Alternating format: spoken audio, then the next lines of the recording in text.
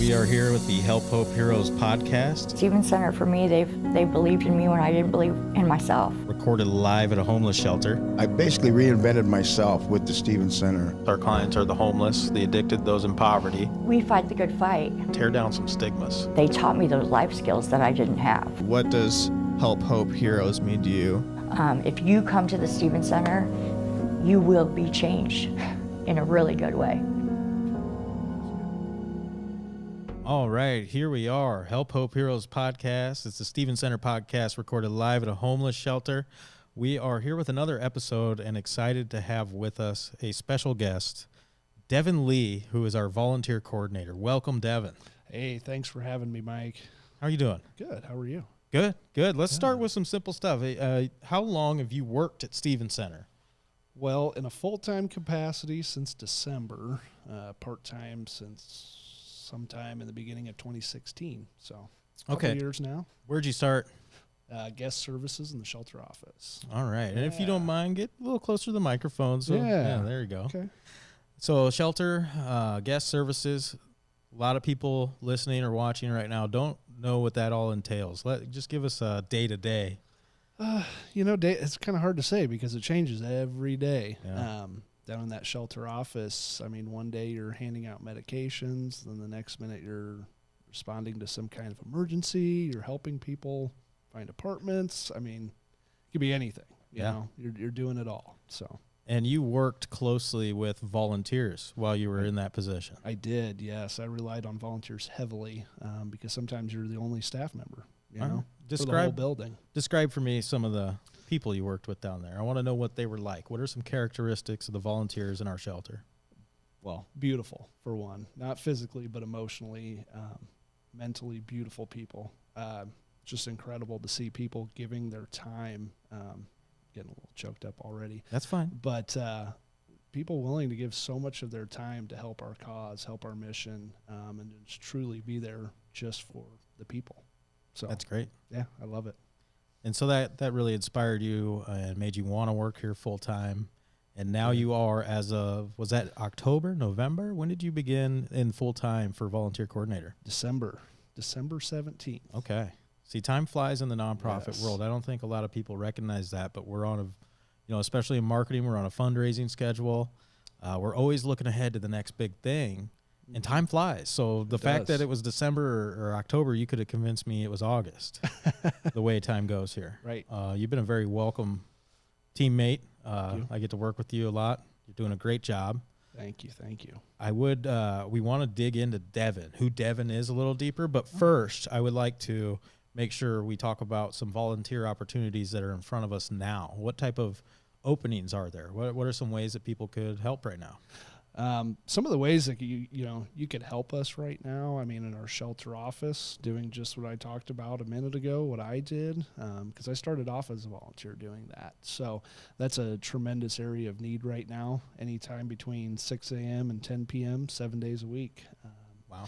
Yeah, and then that transitions to an overnight volunteer, and that person, usually you get to sleep, so you get a good nap in and log a few volunteer hours, but you're there to respond to any emergencies, any medications that need to be handed out in the middle of the night, just things like that. Thrift store truck driver, thrift store helpers. Tell me about the thrift store real quick. We have a thrift store on 24th and Q. We do. And that's designed so that the profits come back to impact the homeless here in our shelter. Yes. So cool. Absolutely. What would it be like to be a thrift store truck driver? Yeah, so to be a thrift store truck driver, I mean, you're gonna be responsible for that truck. You're gonna get a daily list of pickups to do. So you're gonna go out into the community and share a good name and pick up things that can be brought back and sold for a profit to help our clients. It's amazing. And it's also going to provide clothing and things like that for clients who don't have anything. So if I'm listening right now and I want to be that thrift store truck driver, what do I email you? So there's a how you can help section on stevenscenter.org. That's where you fill out a volunteer application. Yes. So you'll fill out an electronic application. That'll go straight to me, and then we'll coordinate a time for an orientation and go from there. All right, and there is actually, and some people are surprised by it, some people understand it right away. There's actually an interview to be a Yes. volunteer. Can you tell me why? I mean, what are you trying to find out in that interview? So, I mean, in that interview, we work with a vulnerable population here. So we have to make sure that your values are in line with ours, make sure that you're going to promote the good word of sobriety around campus, Yep. something that's huge for us. And just kind of to get to know you, know what you're interested in, because I don't want to put you in a position that you're going to just hate in a month, you know? So it's as much for me as it is for the mission, as it is for you. So That's a good way to put it, because that does include a tour. it does. And It does. one thing that we've learned is that people already have an idea in their head of what a homeless shelter may look like. They have an idea of what it would be like to be in that environment. But when they get here and they get a tour, what are some of the remarks you hear? Oh, it's incredible to hear. I mean, wow, you don't have bunk beds everywhere, Yeah. and there's not, filthy conditions and things like that. They're just amazed by how we do what we do. And it's It's incredible. It's even more fun to drop it on them. It's the clients to keep it this clean. Yeah. We have our clients doing chores down in the shelter. You must sign up for a weekly chore. Yes. And when you come get a tour, and this is anybody listening is more than welcome, just get a hold of us. And even if you're not interested in being a volunteer, you just want to get to know the mission and see the facility, please let us know. Absolutely. It's eye-opening. Yeah, I'd love to give you a tour anytime. Yeah. Good stuff. So we know we need thrift store truck drivers. We always need help in the shelter office. We do. What are some exciting ideas for perhaps somebody that has knowledge they would like to share with our clients? That's kind of a volunteer thing. Like, I know once we had a lady teaching Microsoft Excel courses here on a volunteer basis. Yes. We have a need for, any skill that you have, our clients could use. So, I couldn't say one finite thing or 10 things, but if you have a skill, it can be shared here and put to good use. Yep. It really could. We have people already teaching classes about health and hygiene. We've had classes about good microwave meals you can make for our folks in our permanent supportive housing Living apartments. in a small space. Yeah, living in a small space, all the way up to job related and transferable skills. Resume writing, and help people add things to their resume. And I think a lot of that actually builds confidence, which is important. tremendously. Yeah. So, and Devon, I just wanted to go back to one thing you mentioned, no bunk beds. People always comment on that. And I just want to point out that the reason we don't have bunk beds is because before we opened our new shelter, we did a focus group with formerly homeless and currently homeless individuals. Yes. And one thing they pointed out was no bunk beds, because it didn't allow dignity to be restored quite so quickly, because with your own individual bed, you can personalize it and make it your own. I'm sure you haven't just had volunteers comment on it. Have you had clients talk to you about that in your time in the shelter? Oh, absolutely. A client comes from anywhere else, and immediately they get their own bed. They get a cubby that we call them cubbies, but it's a storage And lockers cubicle. now. Lockers, yeah. And so they go from maybe having nothing to all these things that are their own. Yep. It's their own private space, their own storage, their own safety and security. We before the storage lockers, if you wanted to take a shower, you were putting your phone and your keys and your wallet in a bag and taking it with. Why not just fix that and put a locker in? So we did that. It's a great point. Mm-hmm. Not having to, there's already enough anxiety, I think, that's attached to having to come to a shelter. You're already humble. Mm-hmm. You're already, looking for help, and you don't want to have help with every little thing, like storing your cell phone while you take a shower. Right. And it's just great that we notice these things and fix them as time goes by. Our predecessors did such a great job of, building this beautiful facility to our debugging room where you can wheel things into a heated room to get rid of parasites, everything. They had so much foresight from working in the past shelter. Yes. And now we get to be a part of watching it get enhanced even at a greater level. Oh, it's tremendous. Yeah. It's such a beautiful thing. Every day there's something new that we realize and add to, and it just snowballs. That's encouraging. Snowballs out of control, and this is what we get, No such thing as complacency at Stevens Center. No. Well, I think we have a great grasp on what volunteers can do and what people can do, but I do think outside of myself and Ryan, who's producing today, they don't have a great grasp on Devon Lee. Who's Devon? Where were you born? I was born in Council Bluffs. Okay. 1988, 30 years ago. So Wow. crossed that milestone. 1988, almost made it a 1990 baby. Yeah. Almost. Yeah. Still an 80s baby. Where'd you Barely. graduate from? Local high school? Yes, I graduated from Abraham Lincoln. Abraham Lincoln, folks. Yeah. Shout out from Devon. 12 years this year. Thanks. Wow. Yeah. See, I was graduated in 2000, and that's just a constant, easy reminder. I don't even have to Easy. do the math to recognize how long it's been. It's like, yeah, Oh. 20-year reunion next year. That's why I like 07. I have to do some math, or I Fantastic. can just not You think could about trick it. yourself. Mhm. Yeah, that's 11. Yeah. That's 11 years, yeah. 6 years. Yeah. From there, where'd you go? So from there, I went into the United States Army. College just wasn't quite ready for college yet, so I talked to this recruiter for years. At all my high school jobs, same one came every time, and finally one day he called on the phone. I said, "All right, I'll be there in 20 minutes." And from that point, 20 days elapsed, and I was in basic combat training. How old were you when you entered basic combat training? Right at 19, so just turned 19. I was a little bit older than the rest of my classmates, so just turned 19 when I graduated, and then I was off to basic training. Is camera 2 down? Yeah. Okay. Camera 2's down. We're having problems with it, so we're going to stick with our 2 other angles. Thank you, Ryan, doing a lovely job at producing for us, Yes, our thank marketing you. associate.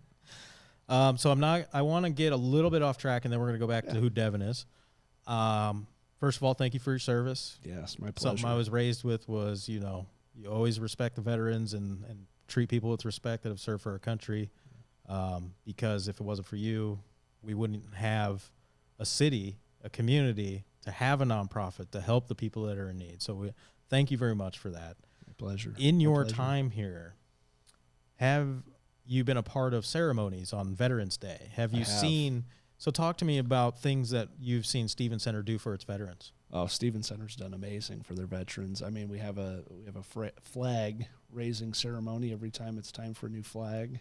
For Veterans Day, we get together, and then something you might not even think of is just that we've partnered so well with the VA and finding those benefits for the clients and walking them through the red tape. Because as I know, I mean, it's a long process to get through that VA waiting list, and they're doing a great job, but it's still, if you don't have a home currently and you can't receive correspondence with them, it's just that much more difficult. So Stevens Center's really gone above and beyond. The case managers, shout out. Yeah. I had a quick question for you, Devon. Yeah.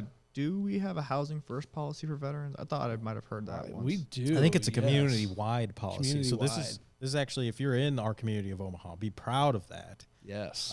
And be proud of just the overall work. We have a great organization in town, Metro Area Continuum of Care for the Homelessness, MACCH.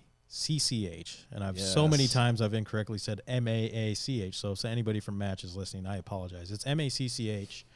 They actually are a continuum that brings the leadership from all area shelters, not just immediate Omaha area, but the metro surrounding area. Whole thing. And they're getting these leaders together almost on a weekly basis. I think it is weekly. It is, yeah. And they're talking to each other.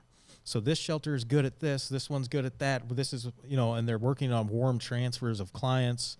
And that Housing First initiative, I'm sure, is driven by those types of meetings and decisions. It is, yeah. Okay. It is, and it's just incredible because even if it's a client that we can't take, they're not just going back on the streets. They're going to a detox, to another shelter, to the VA, or to an emergency room. It just, with the Housing First, it feeds into diversion. It feeds into everything that just goes to help all the clients too. So Yeah. it's a pretty neat thing to see them all get together and we all work together. It's great. I was just at Sienna Francis yesterday, so. That's cool. Yeah. That's great. So that was my sidetrack. Yeah. How long were you in the Army? Yes. Excuse me. I was in the Army for 8 years. Active duty, did some time Active overseas. duty, yep. So I went to Iraq and Korea, and then a few little TDY, temporary duty assignments here, there, and everywhere. So Thank you good for time. clarifying on that acronym. Yes, I'm not I'm military a on huge acronym guy, so I'll throw something out and people look at me, huh? Bewildered. Oh, sorry. that. How do you feel, and this might seem outside of the box thinking, but how do you feel that prepared you to be a volunteer coordinator? Oh my goodness. Being in the military, you learn leadership from day one. It's like our job interview again. Yeah. Sorry. No, that's fine. But you learn leadership from day one. You really do. You learn accountability for yourself, for others even. I mean, so there was a thing as mass punishment. So one guy did X, Y, or Z wrong, and the rest of us were going to learn the lesson with them. Yeah. So it's really sets you up in that way. So you're disciplined. You have your leadership skills because in every position in the Army, you're learning to do the next guy's job. So you're learning your boss's job. Succession now. Yeah. I mean, so as soon as the time came for me, I think it was 2 years or so, and I was a team leader. So all of a sudden I'm 20, 21, and, oh, hey, here's 2 people you're in charge of. So Wow. 21, I had the full reins of 2 young gentlemen's lives, and it's a pretty tall task, pretty tall order. Absolutely. So you have to just kind of adapt and overcome. Great. Yeah. So we have a little bit of background about you. We feel like we got to know you a little bit.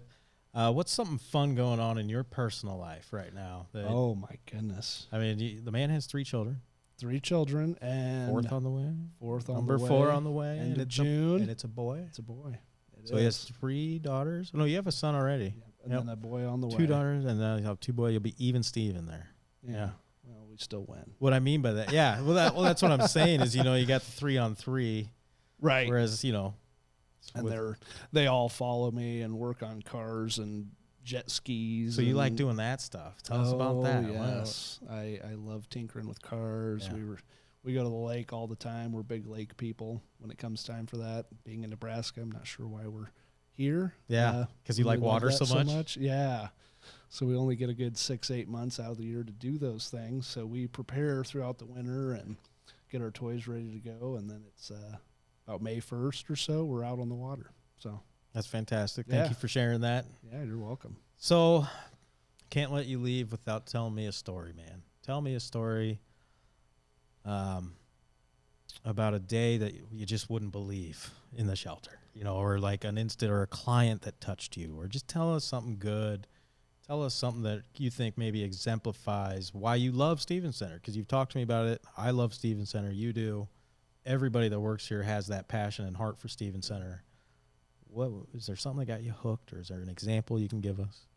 Okay, so when I started as a volunteer back in 2016, I'm fresh out of the military, and I was looking for, for something to have a purpose again, and it was probably the second time I was here, and Maggie said, "Hey, go back to the storage closet." And I'm sure everyone listening knows Maggie. If you don't, that'll be another podcast, I'm sure. Yes, it will. I hope. The Angel of South Omaha. The Angel, yes. So that, second day I volunteered, Maggie says, "Go get a pair of little kids' shoes." Okay. Well, I got lost on the way there, so it took me about 20 minutes to navigate around the building. I didn't get the Mike Murphy tour.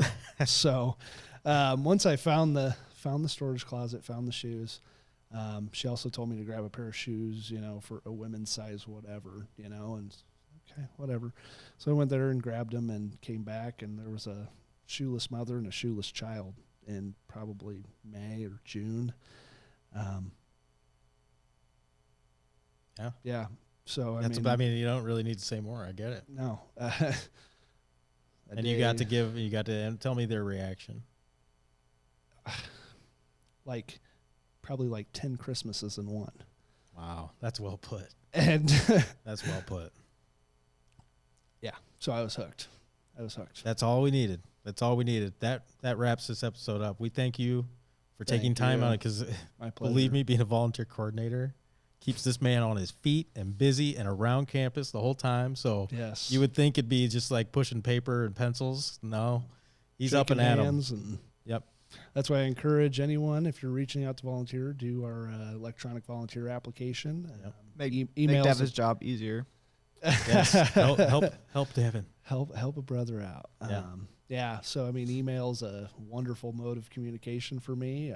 Devon.Lee, DEVON. O-N, yes. .lee at stevencenter.org. Correct, You can yes. always take an easier to remember marketing at stevencenter.org. Correct, yes. Or go on our website and click on how you can help. Fill out that volunteer app. And we would love to have you join our cause, join our mission, and really, Absolutely. it's a family down here. So It is, and I promise you'll be hooked. So good. Yeah. Great interview, great man. We Thank appreciate you. your time. For everybody out there listening, we look forward to talking to you again soon. This Yes. is once again the Help Hope Heroes podcast.